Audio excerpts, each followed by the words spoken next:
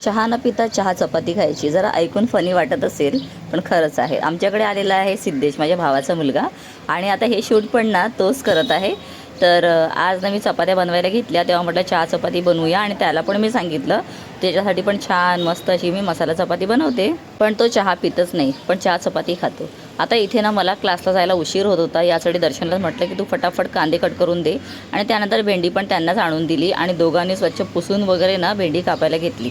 आता मला एवढी घाई झालेली होती की कांदे परतताना मी मध्ये मध्ये येऊन भेंडी पण कट करायची, दर्शनला चाकू द्यायची आणि जायची. त्यानंतर झालं जेवण, आणि मी आणि सिद्धेश दोघं मिळून आलेलो आहोत प्रीस्कूलमध्ये, कारण त्याने पण प्रीस्कूल पाहिला नव्हता, आणि समर कॅम्प आता आहे म्हटल्यानंतर तू पण ये आणि ॲक्टिव्हिटी कर म्हणून त्याला मी घेऊन आले.